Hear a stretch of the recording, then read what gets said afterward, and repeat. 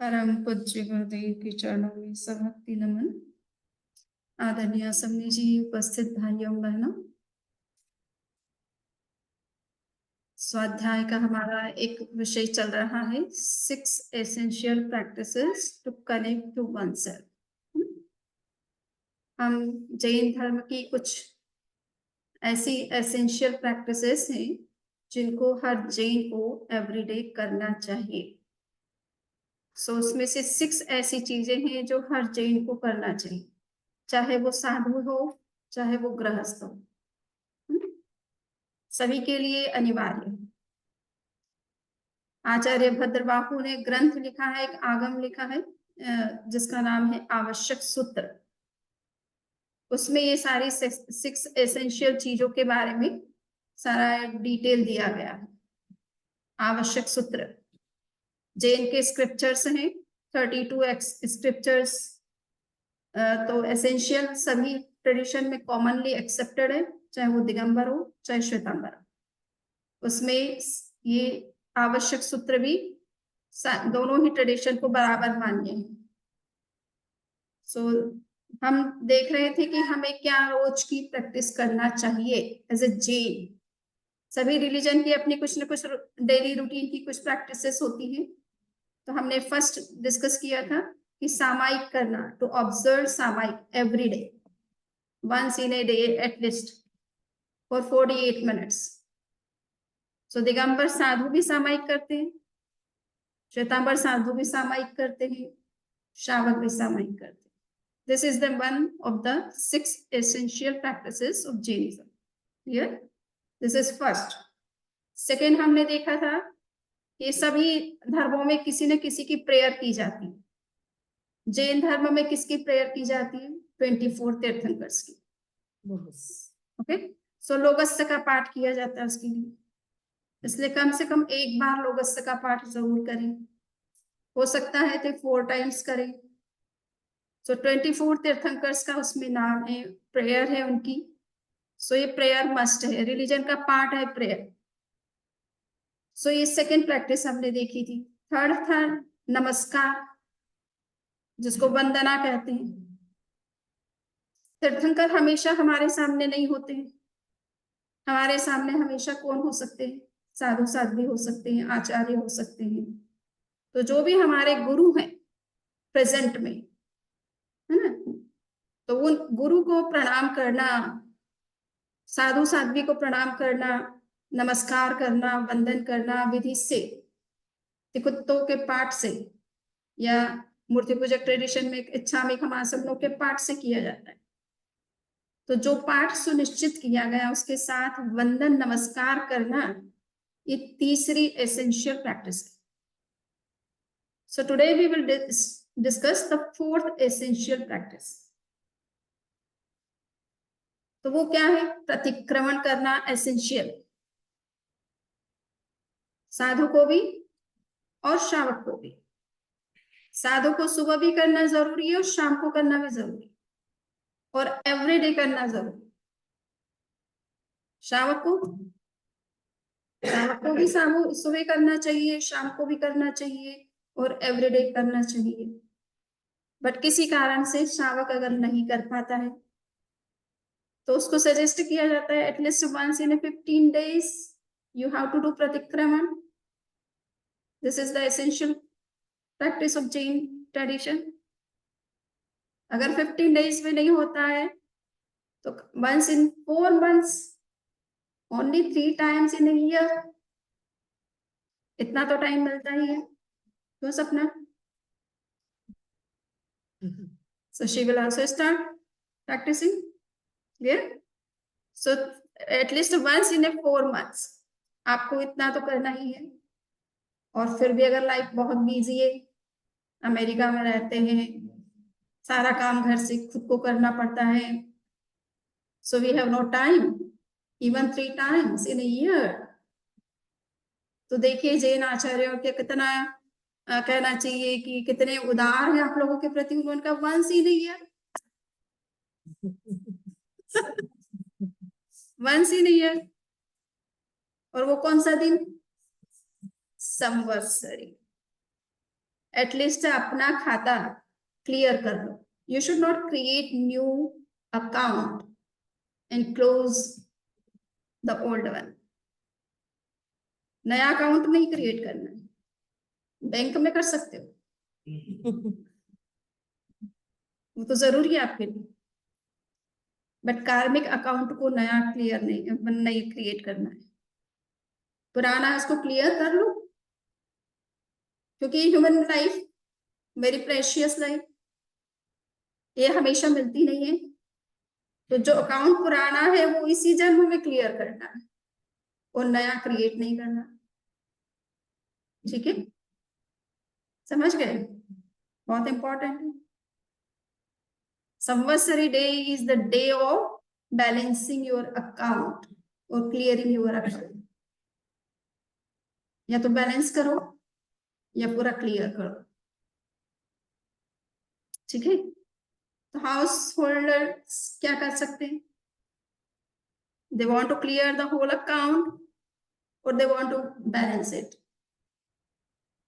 Balance sheet बनाते हैं ना कंपनियों में. सो बैलेंस करो, या तो बैलेंस कैसे करना उसके भी डिस्कस करेंगे, परंतु अभी है कि क्लियर कैसे करना. प्रतिक्रमण का किस लिए किया जाता है? अकाउंट को क्लियर करने के लिए. आपने जो कार्मिक अकाउंट पूरे ईयर के अंदर जो क्रिएट किया है उसको क्लियर कर लो, उसको पाइल अप मत होने दो.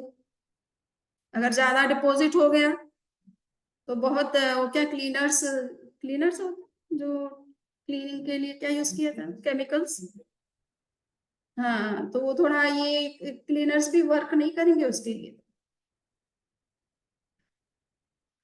थोड़े बहुत ही ज्यादा वो कहना चाहिए कि हाइपोटेंसी के चाहिए क्लीनर्स, और उसके लिए बड़ी तपस्या करनी पड़ सकती है, बड़ा ध्यान करना पड़ सकता है. तो इसलिए अकाउंट को क्लियर करने के लिए हमें क्या करना है? एवरीडे अगर क्लियर हो जाए तो कितना बढ़िया रहे. डिपॉजिट ही ना हो कोई चीज, रोज की रोज डस्ट क्लीन हो जाए तो फिर रोज 7 दिन के बाद पूरा लगना पड़ता है, फिर थक जाते हैं, टायर्ड हो जाते हैं. पर क्या कर सकते हैं, टाइम ही नहीं मिलता. तो 15 डेज में क्लियर कर लो. हम तो आपको 2 वीक का टाइम देते, बाय वीकली. आपके पास वीकली घर की क्लीनिंग का टाइम है और सेल्फ की क्लीनिंग के लिए बाय वीकली आपको एटलीस्ट वो तो मिलता है समय. सो ये प्रतिक्रमण जो है वो हमारे अंदर की cleansing, it is the detoxification of the inner self. आपके अंदर की जो है, जो भी डस्ट चली गई, karmic dust, you can clear by doing pratikraman. So हाँ, 2 तरह की आइडियोलॉजीज है. एक है मटेरियलिज्म और एक है spiritualism. Having no security system and having full security.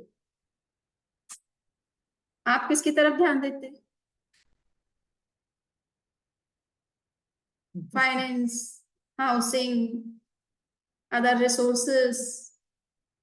पर वो तो आपकी सिक्योरिटी के लिए है, वो इंश्योर नहीं कर सकते कि 100% आपको प्रोटेक्शन दे सकते हैं.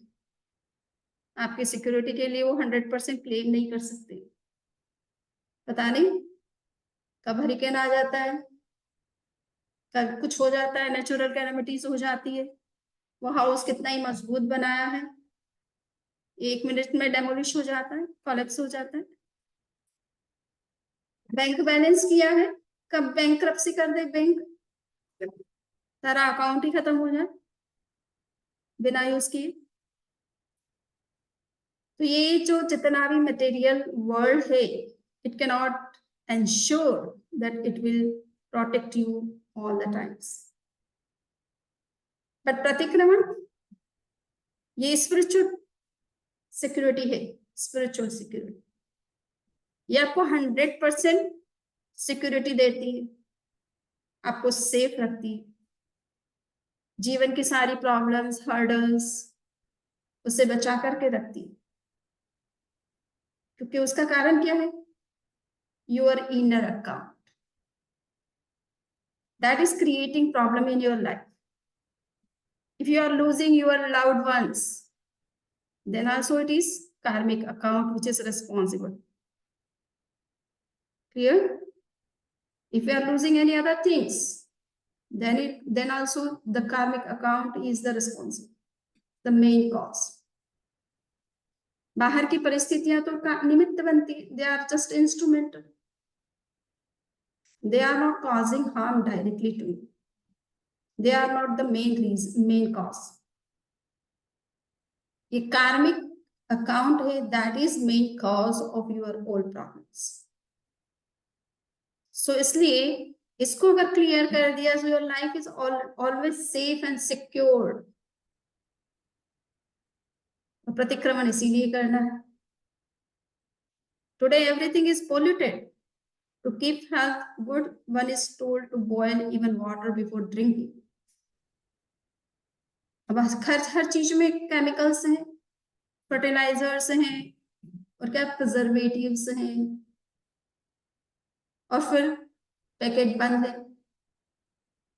फ्रेश चीज नहीं है आपके पास में, तो कहाँ से एनर्जी मिलेगी बॉडी को? बॉडी कैसे स्वस्थ रहेगी?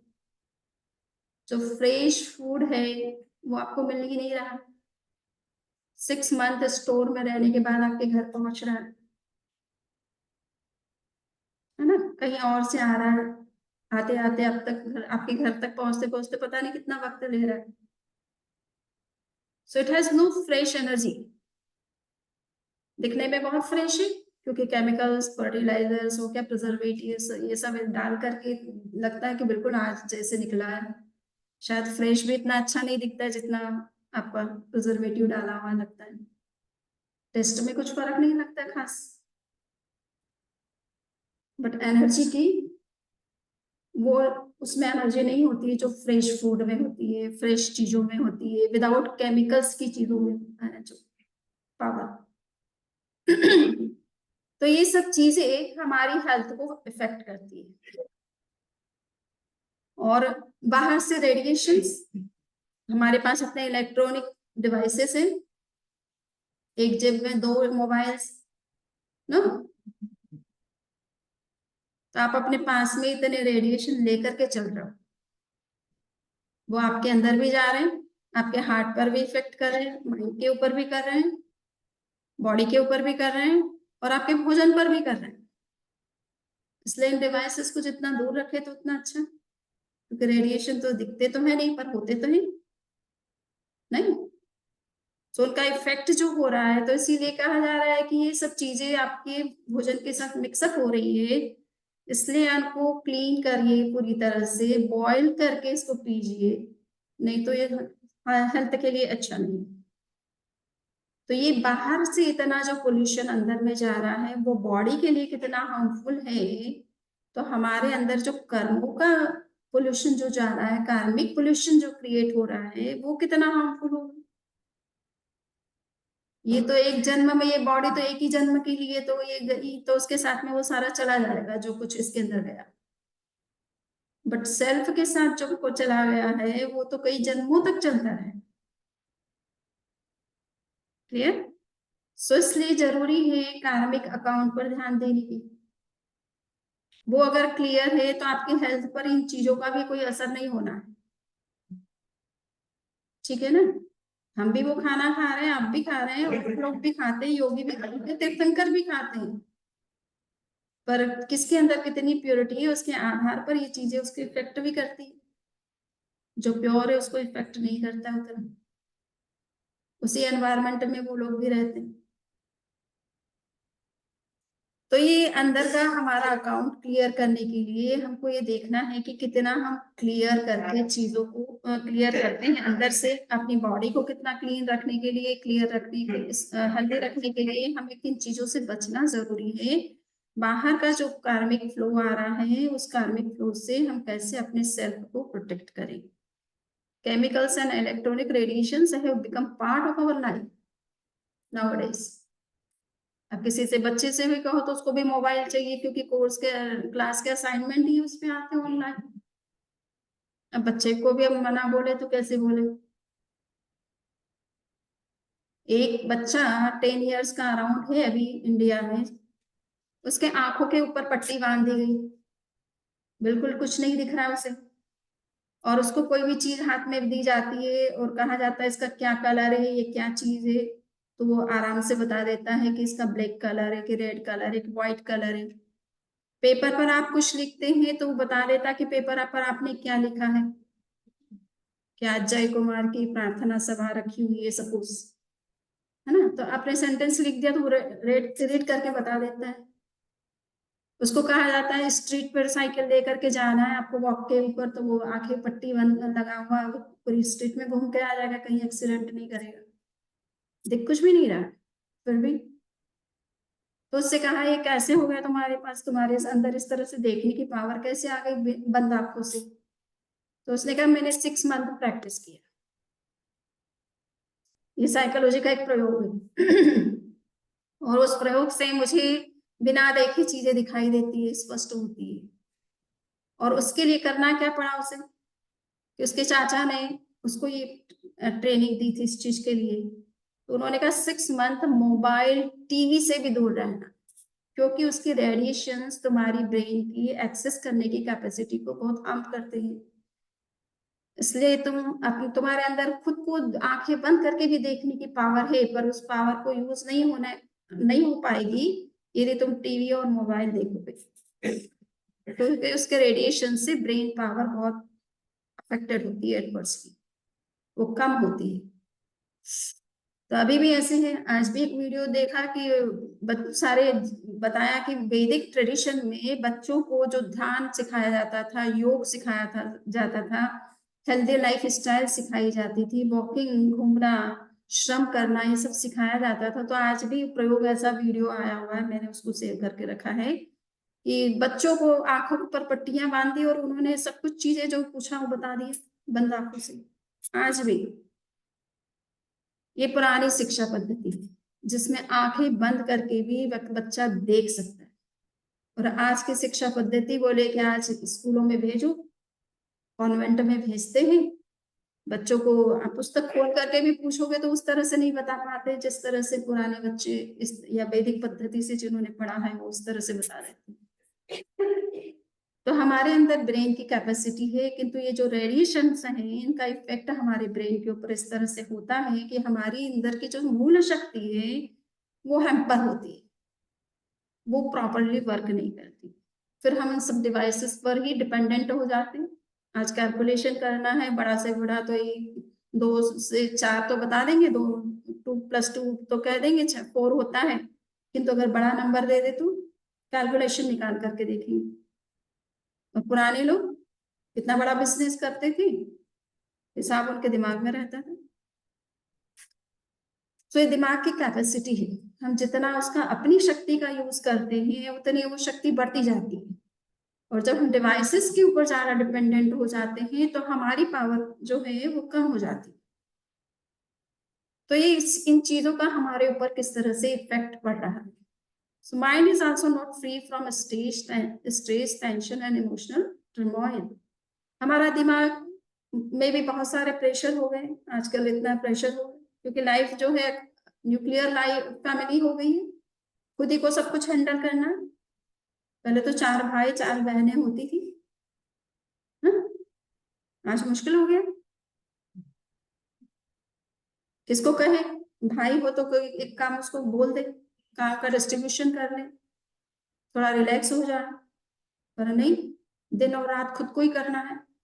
उस स्ट्रेस के कारण से यंग एज में व्यक्ति चला जाता है, हमको लग रहा है कि वो काम अच्छे से कर रहा है पर तो उसके ऊपर स्ट्रेस कितना है ये नहीं पता चल रहा, इसलिए यंग एज में डेथ हो रही है। स्ट्रेस बहुत बड़ा इसमें कारण बन रहा है, एक ही व्यक्ति को हैंडल करना है। इतना यहाँ पे तो लंबी लंबी ड्राइविंग करते, घर से ऑफिस जाने के लिए इतना लंबा ड्राइव करना, व्यक्ति टायर्ड हो गया, फिर जाकर के ऑफिस का वर्क का लोड आ रहता है, घर आओ तो घर के वर्क का लोड रहता है, तो दिमाग पर कॉन्स्टेंटली प्रेशर आ रहा है, उसको जो रेस्ट चाहिए वो नहीं मिल रहा है। और दिमाग को अगर रेस्ट नहीं मिला तो बॉडी के सारे फंक्शंस भी डिस्टर्ब होते हैं उसके कारण से। अगर वो रिलैक्स रहता है तो बॉडी फंक्शंस भी नॉर्मल रहते हैं। इसलिए जरूरी है कि बीच में थोड़ा रेस्ट करते रहे, कॉन्स्टेंटली वर्क नहीं करना। 1 या 2 आवर्स के बाद में 5 मिनट रिलैक्स हो जाइए। 10 लॉन्ग ब्रेथ्स लेना और छोड़ना, ताकि माइंड थोड़ा रिलैक्स हो जाए, बॉडी में जो इम्बैलेंस क्रिएट होता है वर्क करने से वो सेटल हो जाए। तो ये जरूरी है कि 1 घंटा अगर आपने हार्ड वर्क किया तो 5 मिनट्स के लिए, 2 मिनट्स के लिए आप रिलैक्स हो जाइए। 2 घंटे अगर आपको लग रहा है कि बहुत टायर्ड हो गए तो थोड़ा रिलैक्स हो जाइए। 5-10 मिनट के लिए अपनी कुर्सी पर ही बैठ करके लॉन्ग ब्रीदिंग करिए या रिलैक्सेशन का प्रयोग करिए कि आपका माइंड और बॉडी तो दोनों रिलैक्स हो जाए। 5 मिनट से भी रिलैक्स हो जाता है व्यक्ति बहुत। सो हमारा माइंड भी बहुत स्ट्रेस में रहता है, उसका इफेक्ट भी हमारी बॉडी के ऊपर पड़ता है, हार्ट के ऊपर भी पड़ता है, अन्य चीजों पर भी पड़ता है, और समय से पहले हमारी बॉडी फिर जवाब दे देती है। Accepting 12 vows means to keep control of our mind and our hands and to keep safe and secure. So इसलिए जरूरी है कि हम क्या करें, लाइफ में बैलेंस कैसे लेके आए।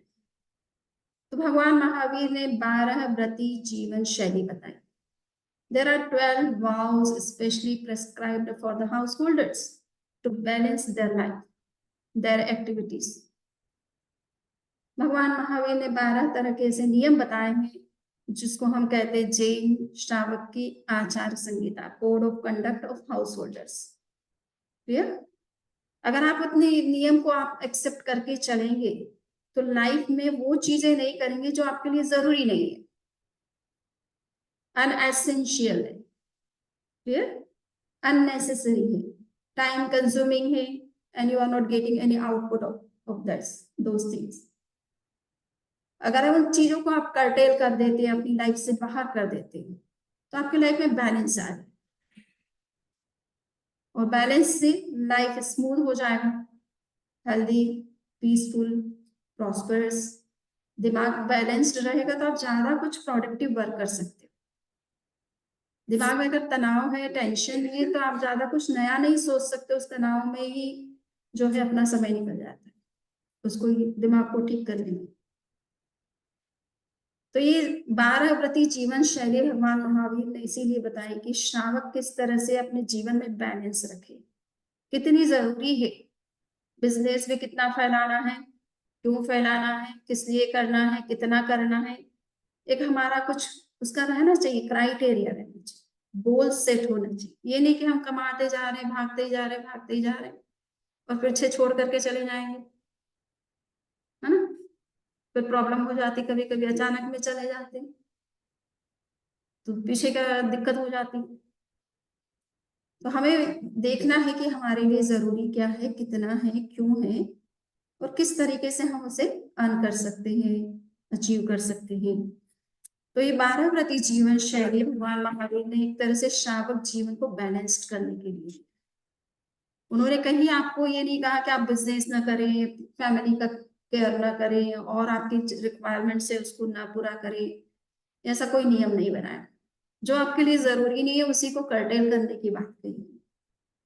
जो इलीगल है, एंटी सोशल है, इररिलीजियस है, हार्मफुल है, just you have to avoid those things, है ना।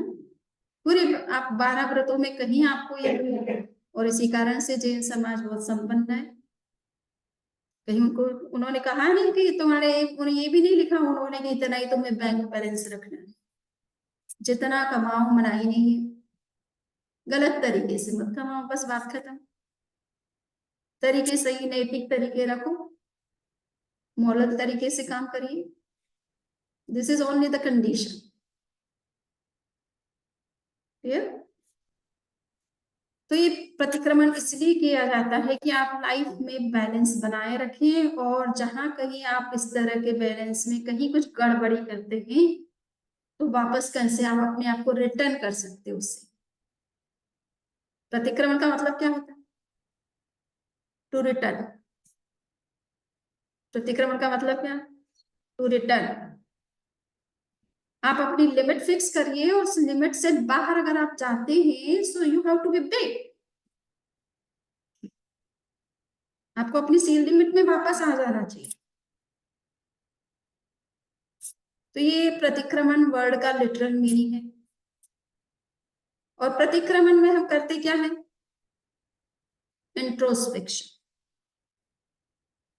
Self introspection. हम स्वयं का एनालिसिस करते हैं, दूसरे का नहीं। यहाँ तो लोग दूसरे का इतना नहीं करते, बट इंडिया में हमारे अच्छी कल्चर है इसके लिए। दूसरे की ज्यादा समीक्षा करते हैं, दूसरा क्या कर रहा है उसको ज्यादा देखते हैं, है ना? तो ये जो टेंडेंसी है इससे हमारा परिष्कार नहीं होता है। We don't develop in ourselves. उससे दूसरों की समीक्षा मेहुल भाई को कैसे रहना चाहिए, इससे मेरी लाइफ स्टाइल में कुछ चेंज नहीं आता है ना। अब मेहुल भाई की लाइफ स्टाइल में चेंज आएगा इससे तो। क्लियर? दूसरों के बारे में सोचने से उसके लाइफ में आप चेंजेस लाना चाहते हैं, अपनी लाइफ में क्या करना चाहते हैं। सो प्रतिक्रमण इसलिए किया जाता है कि you should do self introspection rather than others. अपने को देखिए कि आप कहाँ कहाँ अपनी लिमिट से बाहर जा, आपने क्या गलत किया है, आपकी क्या वीकनेस है, आपका में क्या स्ट्रेंथ है, ये भी देखना जरूरी है। व्हाट यू कैन डू, दूसरा क्या को क्या करना चाहिए, इससे पहले ये सोचो what you can do for others. आप अपने को अपने रोल को पहले फिक्स करें। भगवान महावीर ने सेल्फ इंट्रोस्पेक्शन के बहुत सारे पॉइंट्स दिए, यहाँ दो आई लिख दिया मिस्टेक से। सो महावीर ने कहा कि what I have done today. हमारा सेल्फ इंट्रोस्पेक्शन जब हम स्टार्ट करें तो सोचे कि मैंने आज किया क्या है। आज के लिए मैंने जो रूटीन फिक्स किया था, जो चीजें फिक्स की थी, जिन कामों को करना था फिनिश, मुझे जितने फाइल या जितने पेशेंट्स देखने थे या जो कुछ भी करना था, मुझे पेंडिंग वर्क फिनिश करना था, whether I have done completed और नॉट। तो ये आप पहला क्राइटेरिया होना चाहिए कि दिन भर का एक जो रूटीन आपने फिक्स किया था या जो कुछ भी आपकी प्रायोरिटीज थी या जो भी आपका वर्क प्लान था, हैव यू कंप्लीटेड और इट इज स्टिल पेंडिंग। तो ये पहले क्लियर करिए। इसी तरह से आपका एक रिलीजियस लाइफ का भी कुछ वो होना चाहिए, प्रायोरिटीज होनी चाहिए कि मुझे सुबह उठ करके सामायिक करना ही है, सुबह शाम को मुझे प्रतिक्रमण करना ही है, माला सुबह उठ करके फेरना ही है, भक्तामर का पाठ करना ही है, 24 तीर्थंकरों की स्तुति का मैंने एक वीडियो भी सबको शेयर किया था, हो सकता है आप लोगों ने देखा हो उसको। एटलीस्ट आपके टीवीज और ये सब है उस पर न्यूज चलती है, बहुत सारी आलतू फालतू बातें भी चलती रहती है। सुबह उठ करके हमको नमस्कार महामंत्र चलना चाहिए, भक्तामर चलना चाहिए, 24 भगवान की स्तुति चलना चाहिए। घर में अगर बच्चे छोटे सोए भी हैं, उनके कान में भी अगर वो स्वर जाता है तो उसके अंदर भी वो चीज चली जाती, संस्कार चला जाता। नींद में कभी कभी बच्चा जल्दी ग्रास्प करता है, और मेरी तो ये थोड़ी है कि नींद में अच्छा ग्रहण होता है कल, है ना। नींद आ रही है, क्लास में बैठती थी तो नींद आ जाती थी, परंतु संस्कृत का ग्रामर, अब संस्कृत ग्रामर कौन पढ़ता है आजकल जल्दी से, और कोई पढ़ाता है तो नींद आने लगती है। परंतु जब मुझे कहा कि तुमको पढ़ाना है तो बहुत अच्छे से पढ़ा दिया। तो कभी कभी नींद आ रही है परंतु ग्रास्पिंग अच्छे से हो गई, तो नींद में भी ग्रास्पिंग होती है, आप सब्जेक्ट ज्यादा अच्छे से समझ में आ जाता कभी कभी। ठीक है, अनकॉन्शियस सबकॉन्शियस माइंड में जाता है, उस समय सबकॉन्शियस माइंड ओपन रहता है नींद में। तो देवेंद्र भाई हमारे डॉक्टर हैं, बता सकते हैं अच्छे से। सबकॉन्शियस माइंड एक अवेकन रहता है उसमें, तो कभी कभी नींद में कभी कभी अच्छी चीजें ग्रहण हो जाती है। बच्चा क्या होता है, गर्भ में होता है, आंखें तो बंद रहती, माँ जो कुछ भी बोलती सोचती बच्चा ग्रहण कर लेता है। अभिमन्यु का सुना है ना आपने? कौन था अभिमन्यु?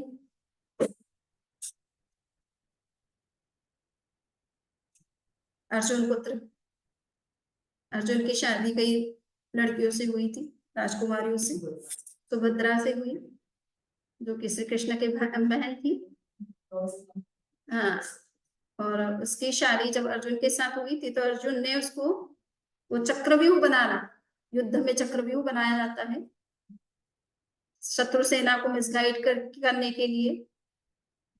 तो उस उन्होंने आधा चक्रव्यूह कैसे बनाना कैसे सिखा दिया जब वो अपनी पत्नी प्रेग्नेंट थी और अभिमन्यु गर्भ में था तब।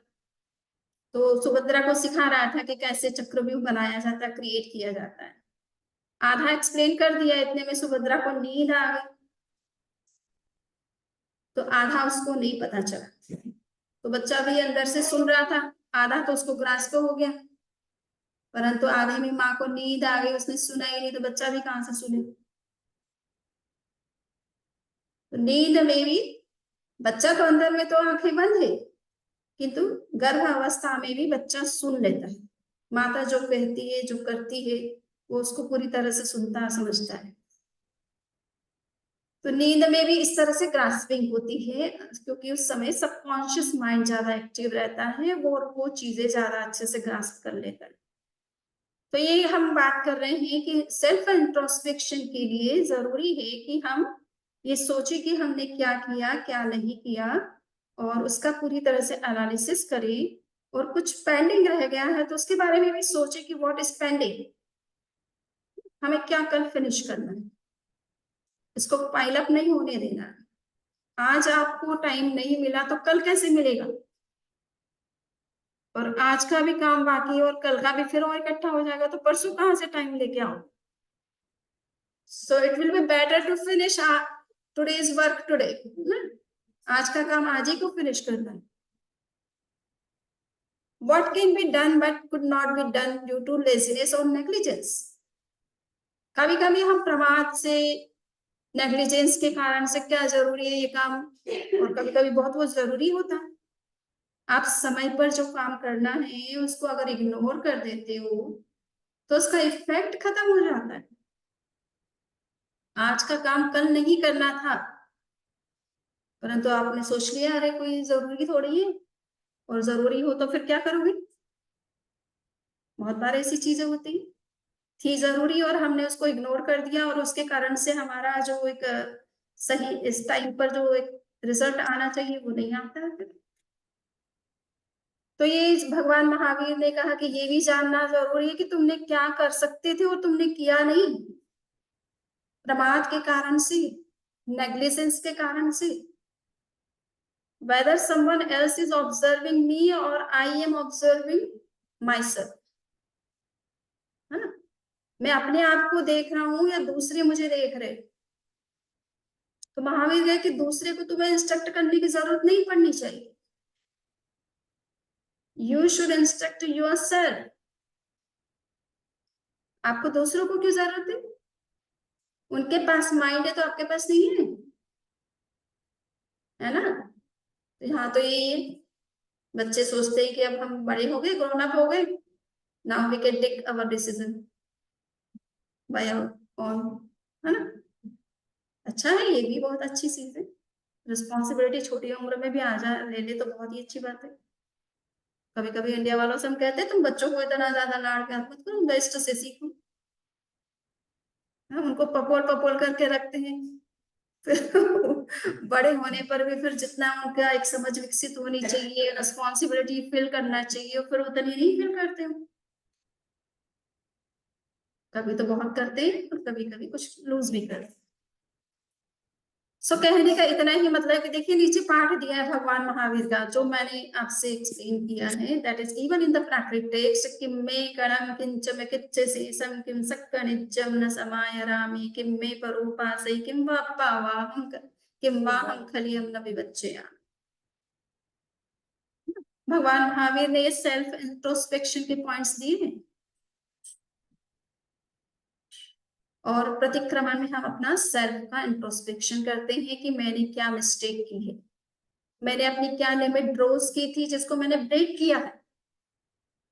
12 व्रतों के रूप में मैंने अपनी लिमिट ड्रॉज की थी कि मुझे इस तरह की हिंसा नहीं करना, इस सीमा तक झूठ नहीं बोलना है, किसी का के साथ डिसऑनेस्टी नहीं करनी है। So you have fixed all those things. अगर उसमें आपने उसको ब्रेक किया है, वायोलेट किया है, so you have to repent for that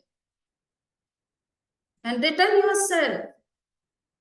प्रतिक्रमण का मतलब you have to return from that, from those transgressions. उन सभी अतिचारों से, अनाचारों से, दोषों से अपने आप को फिर रिटर्न करिए। सो प्रतिक्रमण का उद्देश्य समझ गए, why we have to do pratikraman. समझ ये घड़ी बहुत कंफ्यूज करती है ये। Time is up, okay. हाँ, सो ये नेक्स्ट वाला पॉइंट हम नेक्स्ट करेंगे। ये 6 एसेंशियल किस लिए जरूरी, कितने इंपॉर्टेंट है। ये वर्तमान लाइफ को वे कितना डिसिप्लिन करते हैं, सही दिशा देते हैं, और हमारे कार्मिक अकाउंट को भी बहुत क्लीन करने में हमारा मार्गदर्शन करते हैं। So this is what we wanted to say in today's स्वाध्याय। अब हम जय कुमार के संदर्भ में आज प्रार्थना सभा रखी हुई है, उसके संदर्भ में मेहुल भाई